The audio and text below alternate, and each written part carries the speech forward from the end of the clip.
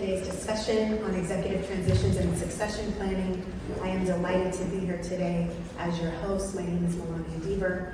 I have 20 years of experience in executive search. I currently serve as principal at BroadView Talent Partners. BroadView Talent Partners is a minority and women-owned executive search firm. We focus on the nonprofit, affordable housing, CDFI, 501c3 sectors. We have had the privilege of working with organizations like nonprofits, NCRC, OESTA, HomeWise, Florida Community Loan Fund, a company Capital for Change, Lyft, MasterCard Strive, DAI, and we are currently working with Solar Energy and Loan Fund. And really excited to have partnered with these organizations, and these collaborations have really provided valuable insights to not only recruitment, but also to succession planning in the CDFI sector. So today's discussion is really going to focus on preparing for succession planning, which is really a critical area for the long-term health of CDFIs, given that nearly 60% of leaders in this sector are going to be retiring in the next few years. So we are going to hear from our panelists today on their personal experience. We will hear from Kate Barr, Henry Jimenez, Peter Hilly, Robin Gallard. They're going to share their succession stories, best practices for leadership transitions, the challenges that they faced. We will leave time at the end for questions, so please save your questions for then. And without further ado, I'd like our esteemed panel to go ahead and introduce themselves. Hello everyone, I'm Kate Barr. I am the former CEO of Propel Nonprofits in Minnesota, and currently I am helping to create the Minnesota CDFI Coalition. Good morning everyone, Henry Jimenez, and I'm the current President and CEO of Propel Nonprofits in Minnesota. Good morning, I'm Peter Hilly. I'm the CEO of the Mountain Association, and I'm sort of building backwards. I was formerly the president and now in this transitional role. Good morning, I'm Robin Gabbard, and I'm the current president of the Mountain Association. So now we're going to have the panelists going to give a brief overview and a story about their personal experience and background in succession planning. Kate? So I retired from Propel Nonprofits in March of this year. It was a planned retirement transition, although I will give you a new term that all of you need. A friend of mine said, it is not retirement, it is preferment. I do things I prefer. I don't do things I don't prefer. So building a CDFI coalition, for example. I was at Propel, the organization, for 23 years. It had a couple of names in that time. We went through a merger, grew considerably, all of the things that you do when you're building a CDFI. And prior to that, I had been banking for quite a long time. And so my experience with transition was I took over the organization when it was still very, very young and new, and went through the transition myself, led a merger, which is kind of a whole different kind of leadership transition, and then planned and kind of completed my own transition to an amazing new CEO. So that's my experience with it.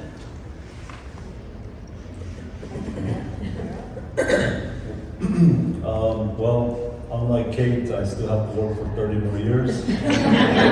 So I do have to work on things I don't want to do, but I was happy where I was at. I think a lot of us are happy in the CDFIs that we lead, and we're not necessarily looking for a job.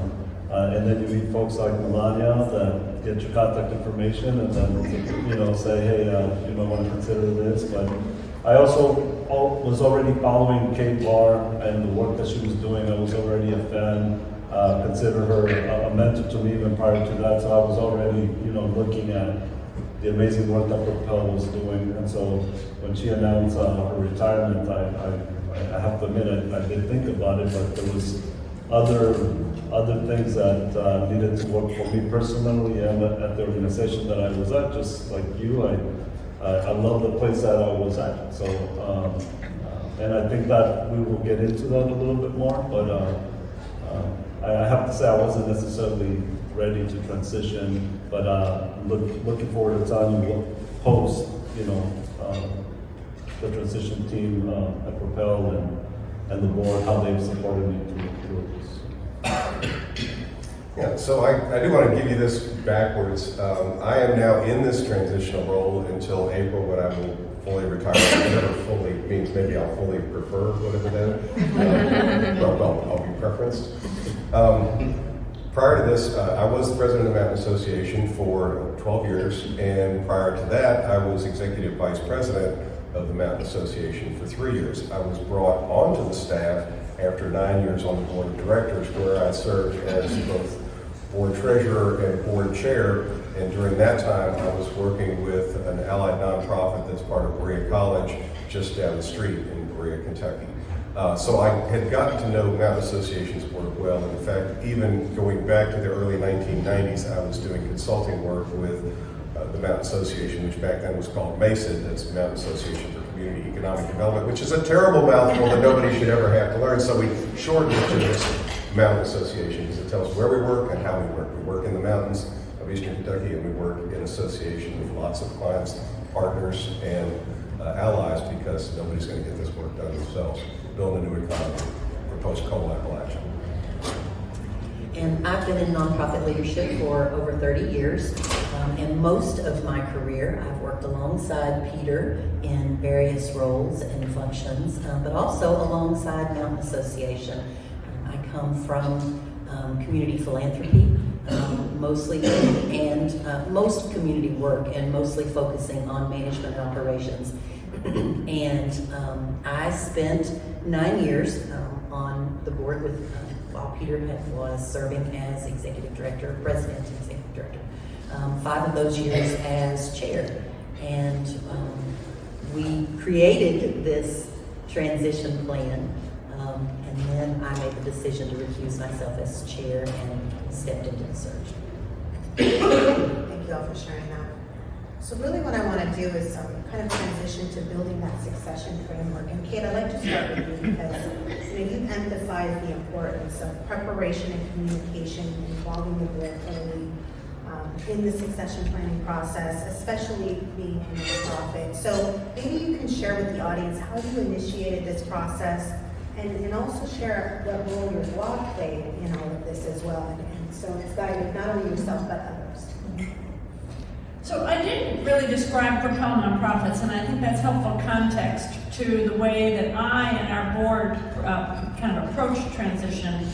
So Propel Nonprofits is a CDFI and capacity building organization that serves nonprofits, all kinds of nonprofits, and the lending is working capital on real estate, but there are also a number of capacity building services, consulting, even some grant making. So Propel is steeped in the nonprofit sector, and its purpose is to help strengthen the sector, which makes each of the people at Propel, and over my long tenure, kind of a student of nonprofits. And leadership transition is important in nonprofits, so in a way, the transition at Propel was also our own case study that we were really kind of applying to ourselves. So that, I think, is important, because we spent a lot of time thinking about how to do it, because we also thought that it was important for us to learn how to do it. So the answer to your question, Melania, is I really think that there is preparation that happens long before any announcement, position description, committees, or anything. And particularly when it's after a long-time leader and it's a planned transition, I think that there are 3 things that have to happen that are in that almost pre-preparation stage. One is that the leader themselves has to be ready, like to leave, like to actually leave. It's emotional, it's professional, it's identity, it's financial, it's all of that. And actually one of the biggest obstacles to success is not ready. The second is the organization has to be positioned to be successful with a new leader. And particularly when you have a long time, I wasn't legally the founder, but super founder-like, the organization has to be ready for a different leader. And there's all kinds of things that have to do with the right people, and Henry and I will both shout out to Ellie O'Brien, the CFO, who was the greatest partner through the whole thing. Yes. Financially, the right people, the right that, and there were things that had to be done that I had to be really honest with myself about. I love raising capital, which means that I kind of kept that for a long time, and then Ellie had to learn how to do it like in 9 months. So, but then the last is, and the thing that is I think most overlooked in this process, is preparing the board. Mhm. Particularly when you have a long-time leader, boards inevitably become that person's board. And it's hard to imagine how that board is going to be someone else's board. And that partnership between board and CEO is so critical that it has to be, I think, a much more intentional preparation than generally we ever do. And so in a way, we use this as a case study and really started 4 years in advance with some really open conversations that I was having with our chair and vice chair, who would become chair during the transition, about my kind of not necessarily a date, but the horizon that it was going to happen, and what we needed to do with the board to really shift the board to kind of be a board for a new leader. Some of it was just our board practices, how did we meet, how do we spend our time, who was participating in board meetings, but then it really was about recruiting. So for the 2 cycles before even we announced, we recruited board members and were very honest with the candidates. You will be on the board during the leadership transition. And we recruited board members who would be board members for the next leader, not for me. And I really think that probably one of the things that was most important is that preparation, which also means that when it was actually like time and I had a date, then I could be completely open with the board. There was sometimes there's real hesitancy between boards and CEOs to talk about it. No hesitancy. And the board ultimately, we also, again, because of what Propel does, quite a few of the board members are CEOs or executive directors of nonprofits. And so both the chair and vice chair had been executive directors, had been through leadership transitions, had followed longtime leaders, so unique experience. So they decided to create 2 committees, not just a search committee, but a search committee and a transition committee.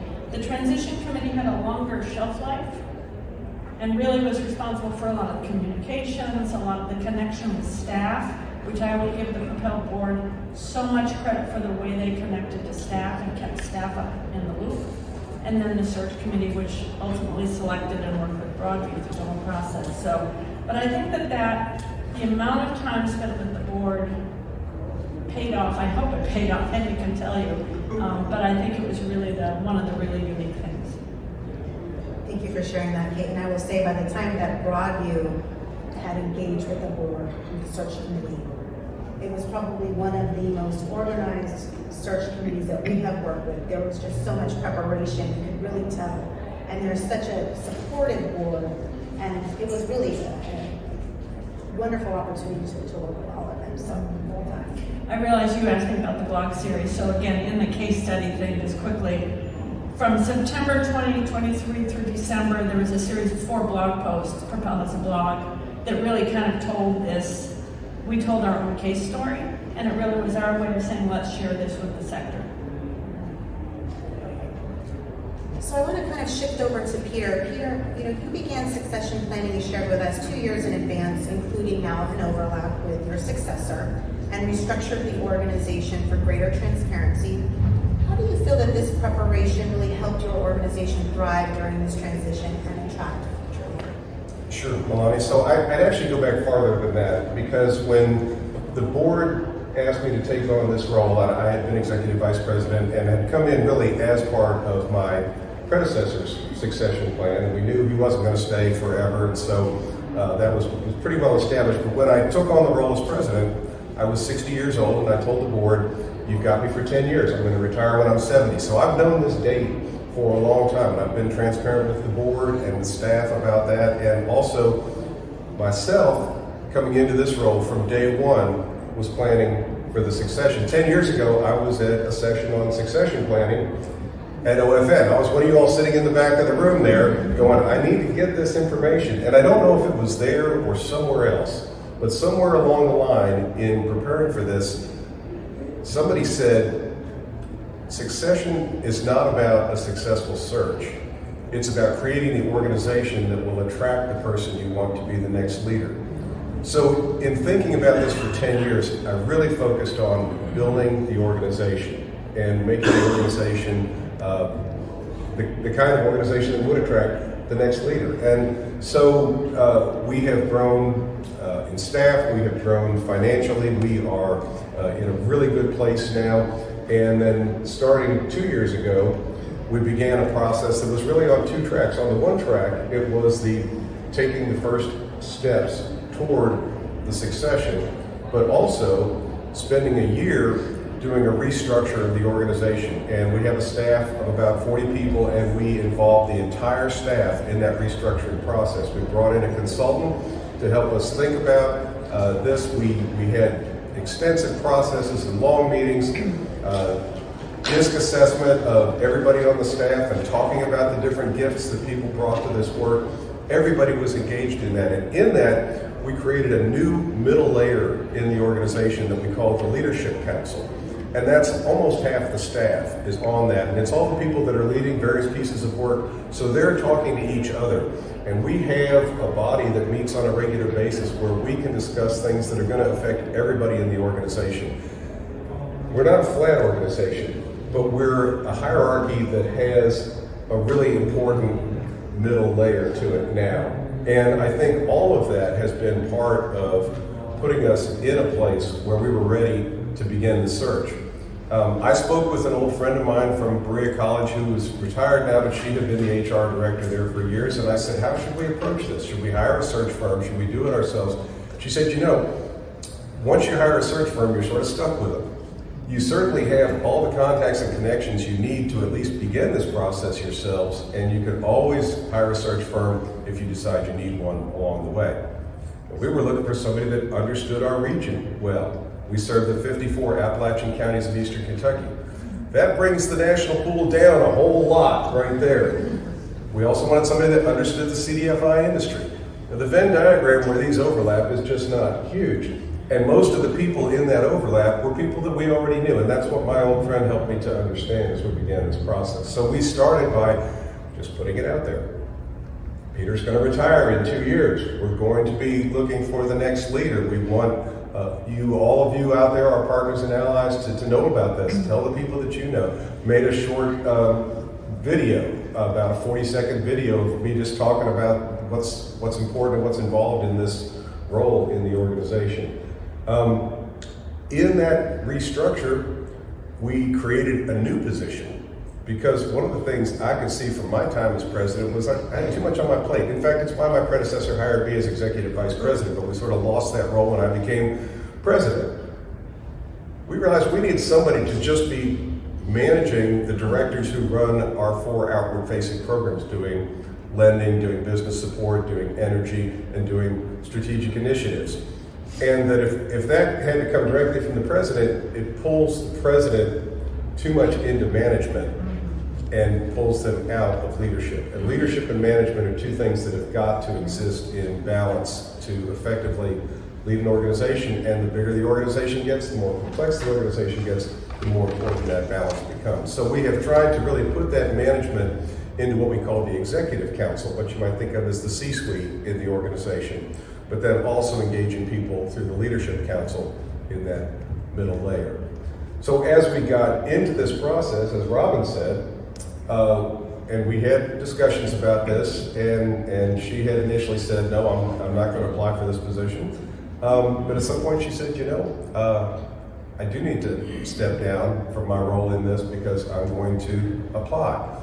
And I was delighted because, as I said, there's not a lot of people in that Venn diagram, and we have now somebody who not only knows our organization well from 9 years on the board, but has spent her entire life and career working in the heart of our geographic service area. And it's the first time in 50 years that we've had a president who is actually from the heart of our service area. I'm also pleased to be making this handoff to a woman. Thank you, Peter. I appreciate you sharing that. And I think the theme here is really being prepared for yours to pass on the torch, if you will, to the next leader. So I want to kind of shift to the next topic here, navigating leadership transition. We're going to hear more from our new leaders, but want to kind of touch on this with Kate and Peter. What are the most critical steps you took to ensure a smooth transition, particularly preparing the staff and maintaining strong relationships with your stakeholders, funders, community partners? You could share a little bit about that. Yeah, I think that for Propel, part of it was that not a single person was surprised when this announcement was made. I mean, I had been kind of signaling this for a long time, and in a way that was maybe the most important thing to do, was send a signal for a long time so that it wasn't a surprise. And at the same time, the actual, like, it's going to happen and here's when it's gonna happen, like in 7 months, was kind of a surprise. I mean, it's not a surprise, but rather like, oh, this is like real.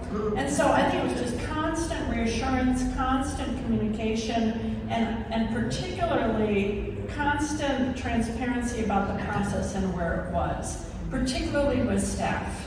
And I know that I've had the experience, and others have had the experience, and we have board members who have had the experience where all of a sudden everything goes dark with staff.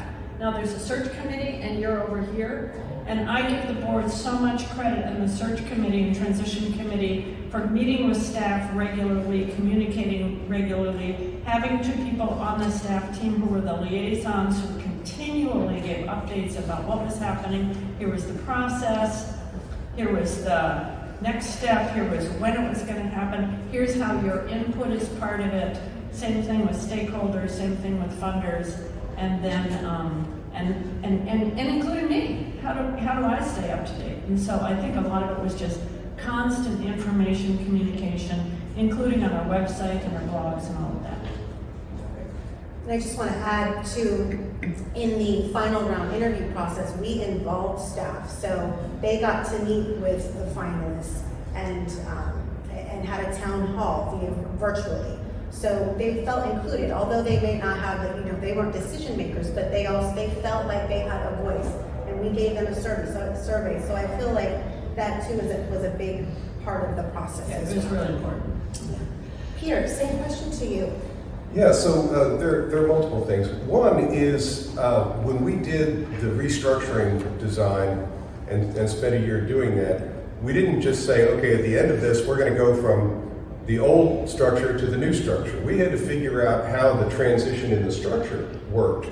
And because this coincided with the time of planning the leadership succession, we planned those in lockstep together. So we said, okay, at this point, we know that we need this new position of a chief program officer. When we bring the new president in, they're going to essentially have that job for the initial period when they are president. Now, it was clear we needed to bring the new president in as president from day one, so there wasn't confusion about who's the president, who approves the microloans, who approves hiring decisions, things like that. These duties are all clearly vested in Robin. But her direct reports for this initial period are those directors of our outward-facing programs. This does 2 things. One, it fills that needed capacity in the organization, but more importantly, Robin is having the experience that I had as executive vice president for 3 years of really getting to know the programs, getting to know the people in each of those programs, understanding the work out there, which is critical for the president going forward, but they can't continue in that role. So we're in the search right now for the chief program officer. When the chief program officer comes on board, Robin and I will flip. I've still had as direct reports the rest of the C-suite. Robin will then have those as her permanent direct reports, overseeing the C-suite and leading the organization. I will then help with the onboarding of the new chief program officer because I've had this long experience working with all of that programs and help to integrate them into our work in that way. So I think that's been a really important piece of this, that the restructuring and the the process of leadership transition have really been designed to work together, and I think so far it's working well. Fantastic. So now I want to transition to our new leader here. The question is, as the incoming CEO, what strategies have you used to quickly establish trust with your current staff, the stakeholders, funders, while also maintaining continuity in the organization's mission and impact? Start with Randy. Yeah, if you don't mind, can I ask a question to the audience real quick? I know I just got a question, but I want to start with this. Do you guys remember your first interview you ever had when you were maybe 16 years old? Can you raise your hand if you remember how you felt? Okay, maybe how about some type of your first mid-management position? You're finally going to be a manager. Do you remember how you felt? The thing is, like, even now that you're interviewing for your next CEO position, you still kind of feel the same way. And if you don't feel the same way, that's probably not the job you should go after, right? So the emotion roller coaster that we have the moment we see the posting, or the moment we see someone that we really care about, say, I'm retiring, and you're like, oh my gosh, can it really be me? There's a lot to balance there. And so, yes, Peter, I agree with you. There's different circumstances to doing it in-house, and yours is a perfect example. Like, you want to find the right person in your area and have all these skill sets, and I'm glad that Robin was right there. And then I think in our situation, you really do need someone like BroadView to be able to navigate those emotions of some excellent candidates. Because I know I wasn't the only one. I know I wasn't the only one, right? I think, so I just wanted to state that because my experience was, hey, someone actually treated me with respect during this period of time. I know I've put in hours of writing a cover letter and then never to even hear back a simple or going to the second or third round and spent a week of my own time and not even an email saying, hey, we moved on. When you have a group like BroadView, folks are being communicated to for you because a volunteer board is not going to get you to do that. Somebody's going to forget to do that. So I just wanted to thank you for treating me with respect and making me comfortable along the way to, even though I wanted to do this, that, hey, well, what is it that you need now? Because things change after 2 months of a process. And hey, let me communicate that so it doesn't come out awkward, because you're being awkward right now, Henry, because you're emotionally going through this roller coaster. It wasn't, so I just wanted to say that. So you mentioned like some of my strategies around preparing for this. We all have been preparing for our next year our whole life. And it's always important to reflect on what even got us to this in the first place. I have to check myself, folks. Because to me, when Kate first announced, I remember my colleagues, and I was one of them, like, who's gonna fill her big shoes, right? Think about it. If you're one of those folks thinking like, I think I want to do that, and then you hear everybody like, hey, whoever comes next is gonna have a hard time, and I'm like, should I even apply? I check myself, folks, because once you get this position, folks can just be like, yeah, I knew it could have been me. At the same time, I always go in a place feeling like I don't know everything, and to be transparent about that. I wanted to get to know the team first, and one of the first things I did was actually ask every single person at the organization. I'm lucky that we also had about a 35-person organization, so about 30 minutes to an hour meeting with everybody. Yeah, that means you're gonna spend over a week just talking to your own team. And I know not everybody can do that, but you really have to understand who you're working with first. I wanted to get to know the board.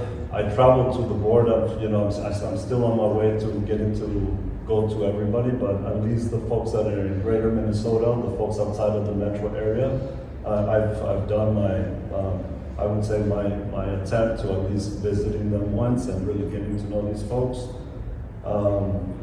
And then also really important to identify who are already the leaders or leader of the organization. And Kate already mentioned our CFO and Ellie. within like 5 seconds, I'm like, she should just be the executive or CEO of this organization. And I think when you're like humble enough to like say, yeah, you know what, this person's freaking smarter than me, and calling it out, I think you're on the right track to having a very good relationship with some amazing people. So I feel like I've already identified, you know, who could be doing this work, and she's in our room right now. Oh yeah, just stand up, you know, stand up. I didn't even know why they brought me in. I was like, man, like I gotta bring some capital in, and then I realized she's actually better at raising capital than me. So, you know, I started meeting with clients as soon as I could, but I really wanted to get a sense of what the organization, what we could. I'm still learning the programs and just being transparent about, again, what I know and don't know. And I'm very open about making sure that if it's about strategic services, our strategic services team knows more about that than I do, and being open about that. Our accounting and finance folks, they know more about that than I knew. If not, they shouldn't be there in the first place, right? So I feel like it's important for me to be that way. That's how open I am about those things. Meeting with funders, once I started feeling comfortable, and guess what? There was some funders that I even said, hey Kate, this person's never even picked up the phone for me. 2 weeks later, I'm having breakfast with Kate and that funder, and for her to even be, you know, wanting to do that for me was also important. And I feel like there is some of that you know, I know some folks just want the person that's leaving to just leave. I actually did want Kate to stick around, and I wanted her to keep the key, but she gave it back and said no. I feel like I'm making this longer, so I'm going to pause here. I have so much more to say, but I feel like Robin has. I acknowledged also that I wasn't the only candidate, and that's very humbling in many ways. But for me, and from a level of trust, it's humbling because it's not something that was done to them. My staff chose me to be the leader of this organization. And I recognize both the trust in that, but also the respect that they have for me and I have for them. So first, the question was about what we did to build trust amongst staff. Having served on the board for 9 years and been chair for 5 of those years, they were accustomed to seeing me around. They were accustomed to me being part of conversations. So that trust level for many of the staff was already in place. We have about 35 staff as well. So a lot of them are long-term people. So that trust level was already in place. But additionally, we are in the process of a new strategic plan. So that gave us a really fast space for us to be engaged with each other from a vision and a strategy standpoint, where they got to hear my voice. They got to hear ways that I want to see the organization grow, the way I want to see our staff grow, how I want to involve myself in program work or in community engagement, or how I want to involve them in that. So for me, that was one of the ground level ways that I saw as a positive for this transition. Additionally, the staff had already put together a year-long transition plan that included me being in space with very intentional conversations with stakeholders, with funders, with donors, with community partners, with our clients, in ways where I could grow those relationships if I didn't already have those in place. So that was super helpful to me. But third, I've also been spending time with staff very intentionally in between all of the travel that has occurred over the last 6 months, but very intentionally spending time one-on-one with our staff, developing a relationship from a personal level so that they feel more confident coming to me not only as their leader, but as someone who has lived experience in the region, someone who has professional experience in the region, someone who understands what our clients experience on a day-to-day basis and the real growth that our community leaders are expecting for the region. Thank you both. Melania, can I have one more thing? Kate mentioned that Propel had not only a search committee, but we had a transition committee. They were made up of different folks, and as you can imagine, a search committee, working with BroadView, and I mean, it's a lot of time commitment. But then you have this fresh start of folks who are ready to work with me as the new CEO with a transition plan. Like, what I really appreciated was that I went in there thinking, okay, I'm gonna have to raise all this cap, I'm gonna do this and that. And I look at the transition plan and it's like, they want me to spend time meeting with their team, meeting with stakeholders. Like, it allowed me to feel like I could breathe instead of feeling like, okay, now I have to prove myself, folks. I can't believe I just convinced this board to give me this job. I'm like, no, like, Henry, take the time. We want you to take the time, and that was part of the intentionality with Kate putting some thought into this. So I just thought I would say that transition committees are important if you want to see someone succeed. It's very important, absolutely. Having that support of the transition committee has been vital to the success I have experienced already. Thank you both. So I'd like to shift over to lessons learned, reflections on the process. And Kate and Peter, I'd like to start with you. Reflecting on this leadership transition process, what aspects, if any, didn't work, or what did work well, and what might have you done differently, thinking back for a smoother transition, if at all? Kate? I think that because I took this on also as kind of a study in the nonprofit process, I think that one of the things that worked well was actually that first step when I said, is the leader ready to leave? And I think that actually I did that one pretty well.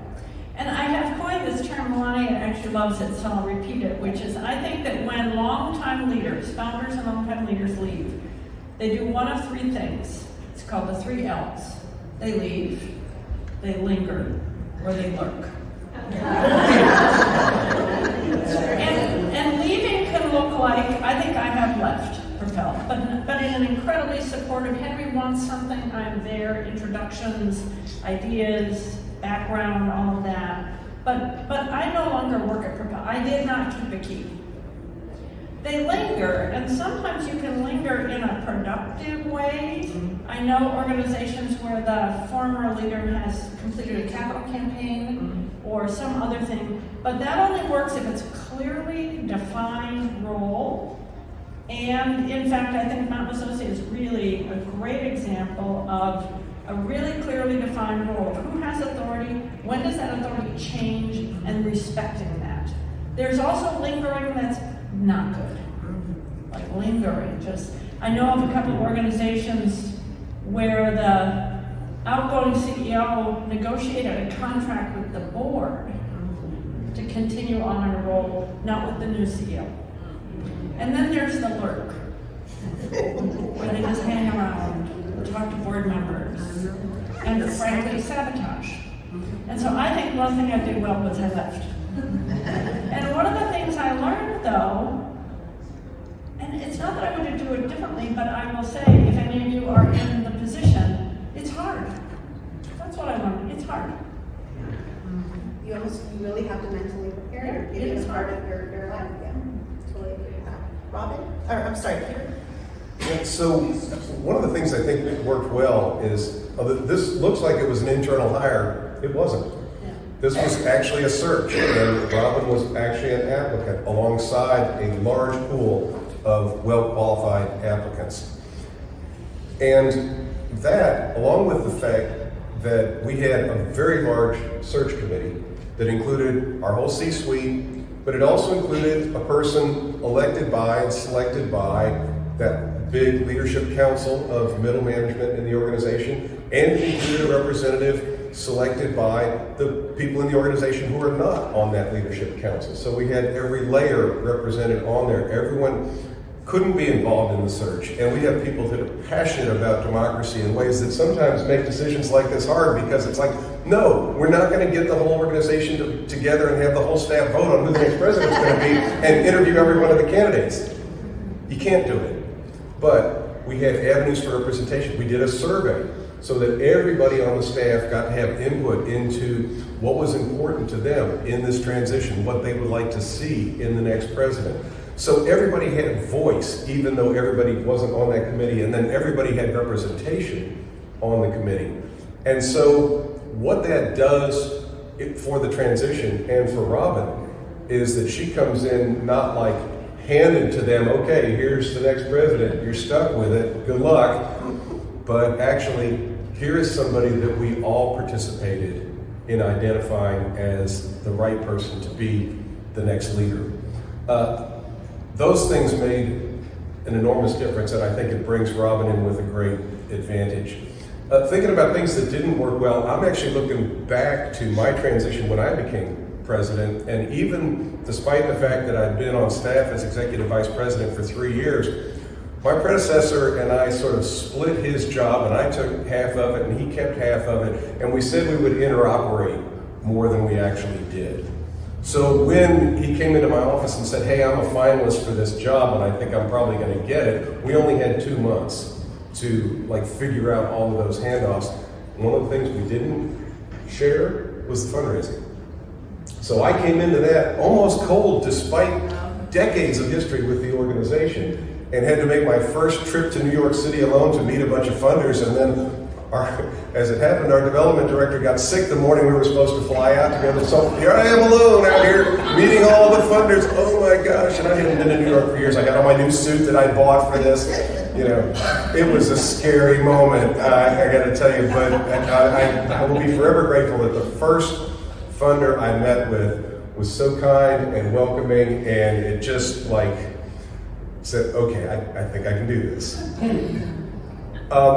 Also, my predecessor said, it's going to take you 5 years to learn this job. And I think he was right, because about 5 years in, I felt like, I think I've got this figured out, and then we had a pandemic, and we had to figure out stuff nobody had ever figured out before. So I really only now feel like I've got this job kind of in a good place, and that's probably a great place to hand it off, right?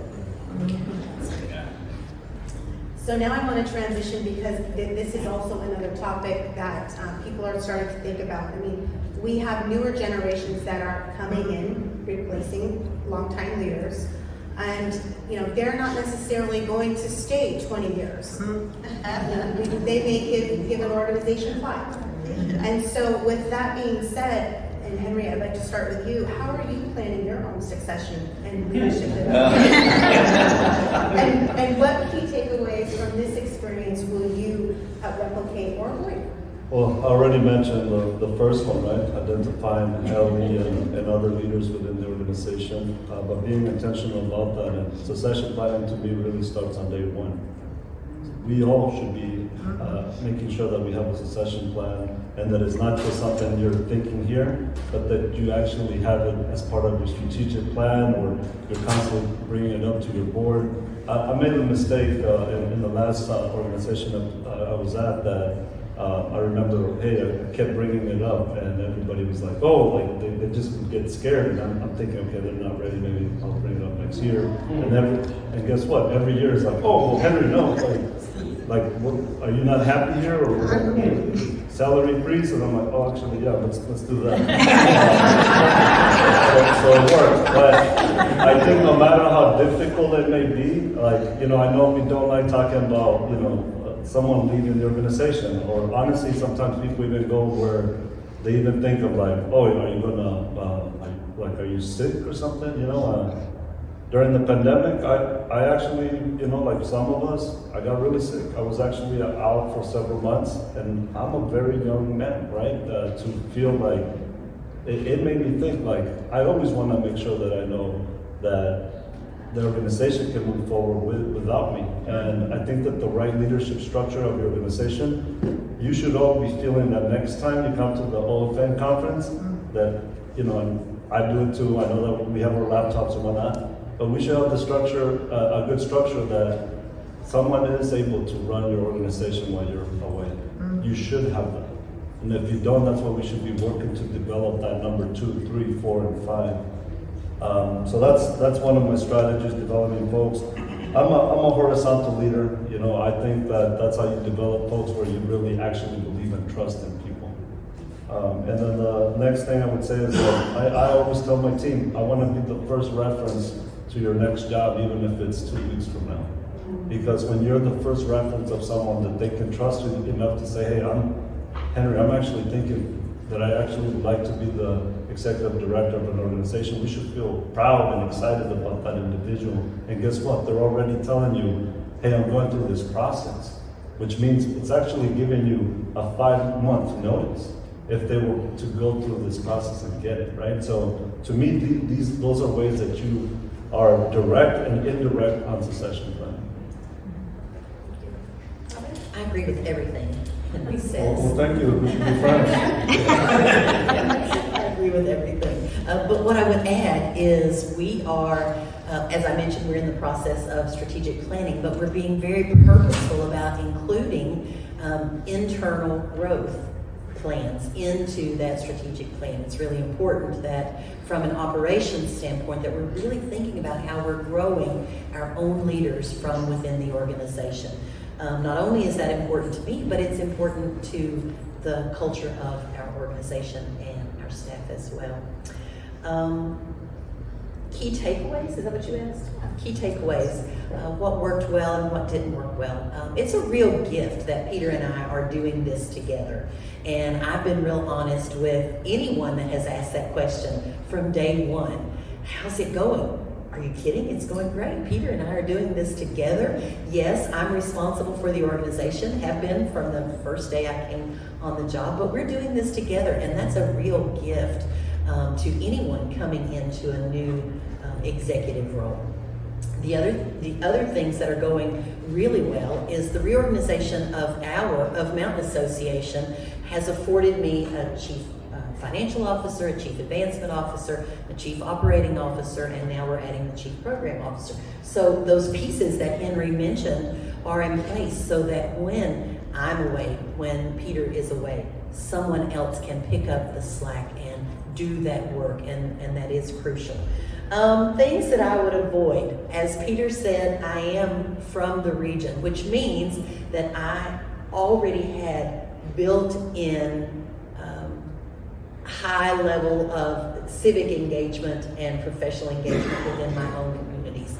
And so it's been, one, I'm a huge overworker to the core. And so working 14, 16 hours a day is just who I am as a person. So what I would say to anyone is build a culture where your coworkers say to you, you don't have to do that. You don't have to do that now. We want you to come, we want you to rest. We want you to come back tomorrow and be fresh and ready to go. So feel confident in letting that go. And so the piece that I would say to avoid is the expectations that your own community has for you if your own community's the community of Mountain Association is all of Eastern Kentucky, but my own community, they're really struggling with the fact that I'm somewhere else doing something else. I'm bopping in and out of all the places that they are, and I've had to build a nice little statement that says, I'm on a transition plan. I will see you in April. Can I add one more thing? Kate talked about the 3 L's. Do you guys remember what those were? Lead.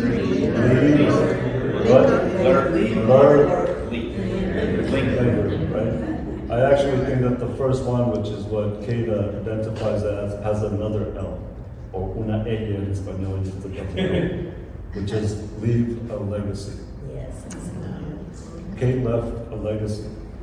And I want to also bring something else that we haven't brought up.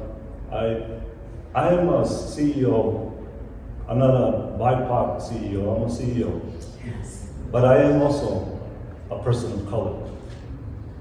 The intentionality of Kate's work has actually elevated me as a CEO, not as a BIPOC CEO. And I think it's important to do this type of work because I think even well-intended people could actually make it difficult for a different kind of leader coming in. And so that's why I think Kate has actually left a legacy, because when you leave a legacy, then you're uplifting the next person no matter how they look like. So I just wanted to make sure that I made that statement. Can we get an applause for Peter and Kate right now?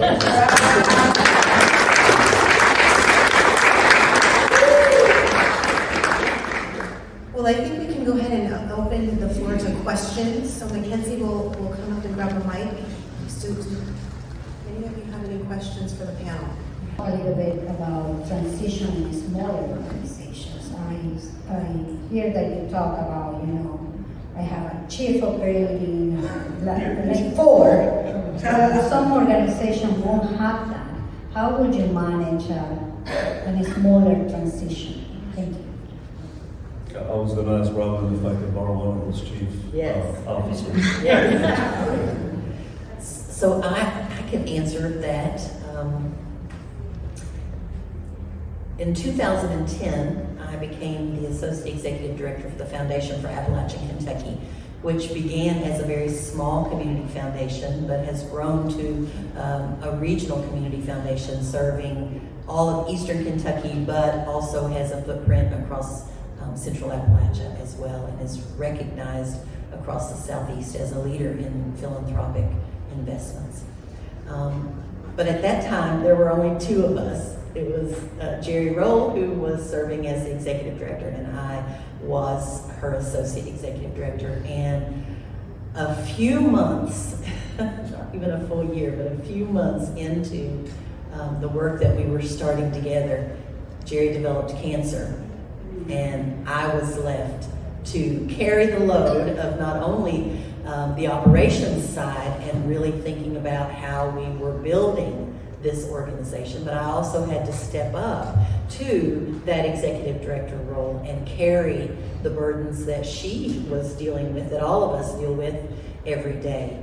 And so what I would suggest is that deep conversation with your board of directors about who can serve as a backup to a CEO if something transpires, something unexpected transpires. And then also leaning on to looking internally to what staff. I did not have other folks that I could lean to, but I did lean on my board of directors. But in a small staff, identifying who you have that could step in that role and begin training that person on all the ways that they need to move, flex and move within both the administrative and the executive roles. If I could just add to that, we would be remiss if we didn't say to you all today, you need to have 2 succession plans. One is for the planned succession, the other is the emergency succession. And if you don't have that emergency succession plan right now, go back to the office and at least sketch it out, and then engage the rest of your team in building it out in detail. I had to step away for a couple months in 2022 to deal with some health problems. We had our emergency succession plan, we put it into place, and it worked. It stress tested it. And it also gave me a preview of what it would look like actually to not be, what retirement might look like in the future. And I think that was good for everybody. But make sure you have both of those plans in place. And the beauty of him being able to step away is he was able to come and lend me a hand. My community, Eastern Kentucky, experienced a catastrophic flood in 2022, and my community was devastated, and Peter was able to come and spend time in my community and lend a hand to my neighbors. Transitions cost money, folks. Even if you have it or not, if a great leader leaves, it costs that organization money, and if it's planned or not. So I would argue that, especially when you're small, I come from a small one too. Like, it hurt me. I was like, oh my gosh, if I leave, what's going to happen? They're fine. They're doing even better. The next CEO is even better than I was. Like, I'm excited for the organization I came from. But funders should know, hey, we're going to go through this transition. Is there anything that you could do to support us, even if it's thinking $5,000 each? I would be very transparent about your transitions with your top funders and say, hey, we need some help, or everything you've invested could be jeopardized. Oh, I love it. We have questions. Yes. Hi, can either Kate or Henry describe some of the responsibilities of the transition committee? Yeah, I can describe that the charters were written for both committees, and the transition committee's charter really owns kind of the internal and the communication of the process from the beginning of how was the announcement going to be made to staff and externally, how was that communication going to continue, how was staff going to be engaged throughout the process and kept up to date, and then how would the new leader be supported. Whereas the search committee was really around selecting a search, deciding whether to hire a search firm, selecting a search firm, and going through the search. So the transition committee had a much longer timeline, but a very clear charge. And then the overlap between the two was the executive committee of the board. Could I also just mention that, like, I think by default, because they're checking in with me a little bit more frequently, I would say that the transition committee has almost become like my champions already. Like, I've gotten to get to know them a little bit more than I have the others. Not that the others don't like me. I think that I like them too. It's just that I think I've developed a closer relationship with them just because of, you know, it's a nice conversation that I have where I can go through this list of things with them.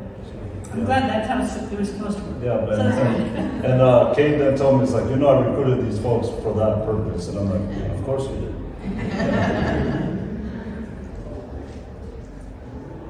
Hi, good morning. Curious, what is the communication, since that's the topic, look like between the outgoing CEO and the incoming CEO? Is it organic? Is it scheduled? What does that frequency look like, and over what duration of time? I can start on that. One of the things we did in our restructuring was we created another new position, which is an executive assistant, which we'd never had before in the organization. And we brought her on board, a very experienced individual, and she came on board working with me as president for most of a year before Robin came on. And we knew this person was going to be a key part of the connective tissue in the handing off. And so our executives, Rhonda and Robin and I, have a meeting every Monday morning. It's the first thing on Monday morning, and we just check in, you know, what's going on this week, what do we need to talk about. We cancel it if we need to. We don't stay on for an hour if we don't need an hour, but we start every week with that check-in. And then, you know, Rhonda also helps then be that connective tissue throughout the week of, hey, Robin's over here, Peter's over here, or somebody needs to schedule something with one of us, helps think about who it is that somebody needs to talk to. And so that's been an enormous help. But we also have very organic relationship, and those conversations do happen as we need them to. The difference between now and after I retire, when Robin and I talk, is after I retire, she'll have to bring the bourbon. Yes. I will just answer it for Propel. One of the things, first of all, Henry and I knew each other before and had a really great relationship. But when Henry, any of you who say, look, I'm going to retire at the end of the year, December is a really hard time to actually do a transition. People don't want to start a new job in December. So Henry was actually hired by the board in December 2023, but he, of course, needed to have a transition at his organization. So it was March when I actually left. So during that 3 or 4 months, Henry and I talked fairly frequently because I said to him, really, my job from now on is to really be your essentially conduit for you. Like, what do you want to happen? How do you want this to happen? And so if I had a major decision to make or anything, I would check with him. And then after that, during, we had maybe a month and a half of actually working together. And then since then, he will tell me he needs to talk and we have to do that. It's very organic rather than like every 2 weeks or something like that. Yeah, and I would say, obviously, this sounds like a fairy tale story with the two organizations, because I can tell you that I have colleagues, and I'm sure you may have experiences. I experienced it of the complete opposite, where I didn't even know who the former executive director was, and I'm like, how can I call this person? I need them to give me the password of this thing, right? What do you mean he's the only person? Well, I have no idea where this person is, right? I've also had another experience where can you leave already? You're toxic, nobody liked you, like, leave, read the room, right? And obviously this is the best experience I've ever had, and I still feel that it's because of the planning of all of this. When you plan, like even Kate, I think at one point was like, Henry, here's the key, I gotta get going here, because at some point it obviously is the time.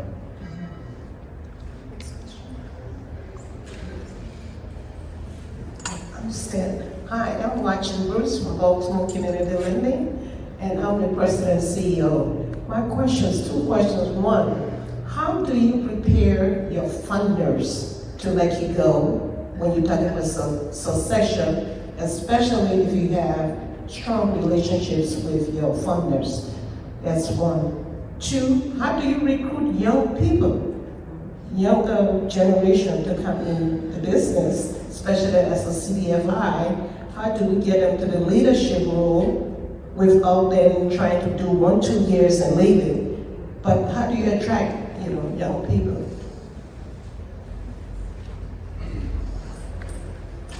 I can talk about the way that I work with funders. Again, as I said, no one was surprised when this announcement was made. And we had been working for the previous 2 years to make sure that those relationships really were also shared with others. So the Senior Advancement Director, Garrett Bacchus, really had all those relationships, and we have been very clear about making those relationships change. And then when the announcements were made, I also raised money.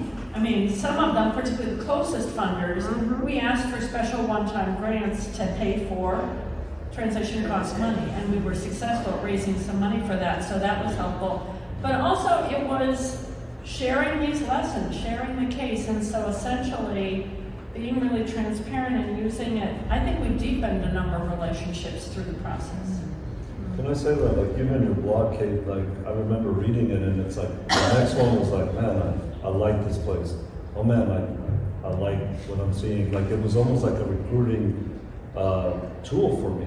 I felt like the just being that transparent, from the announcements to the blogs it really, I know that there was other folks that were excited about maybe thinking about applying for Propel. I want to think that really helped, and helped me. And you probably shouldn't ask old people how to recruit and retain young people, but so actually at Mount Association, our communications director is one of the younger people on our staff, and she and another one of the younger people on our staff have been making TikTok videos. I was in one of those TikTok videos. Now those two sentences just told you everything that I know about TikTok videos. but this is water in which they swim, right? And I think in some ways we're seen in our region as kind of we are a progressive CDFI in our region. And so I think that there is an attractiveness of that to young people. We have a large body of work in clean energy, and a lot of young people are deeply concerned about the climate and the future that they are going to inhabit. And so I think partly it is about ensuring that your organization and its mission are relevant to people across the age spectrum, and that you are communicating in ways that communicate to people across the age spectrum. Emails for us old folks, So, and then I think retaining people, I feel like one of the best things that we've done around that is deep work that we've done as an organization around equity. We had a consultant firm come in to do an equity audit. We had them come back and do an equity of our whole organization. Then we had them come back and do an equity audit just of our lending program to ask these important questions about are we reaching the people we need to reach, and even more than reaching them, are we creating a pathway for them to the success that we want to see them have, and where are the barriers that we don't even know that we're creating? And so that was a lot of deep work over a period of years. But I think that the younger generation has a strong focus on equity, that equity is important. We also took a deep dive into our salary structure and had a salary equity project that we were transparent with the whole staff about that, and we're now able to publish ranges for every position that we advertise.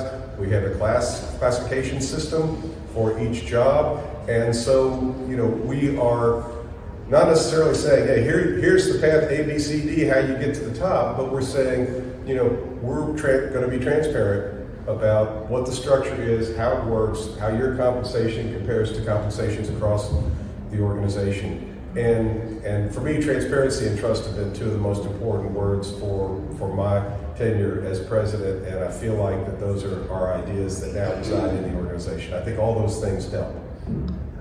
And as far as our relationship with our funders, we've been very intentional and made sure that I have been in every public and private space that I needed to be so that they had an opportunity to get to know me. But we were also intentional about sitting down one-on-one with those funders and having conversations where they got to ask different kinds of conversations than we may have in a space like this. I even have a couple of funders who have reached out and just scheduled calls with me personally just to spend a little time.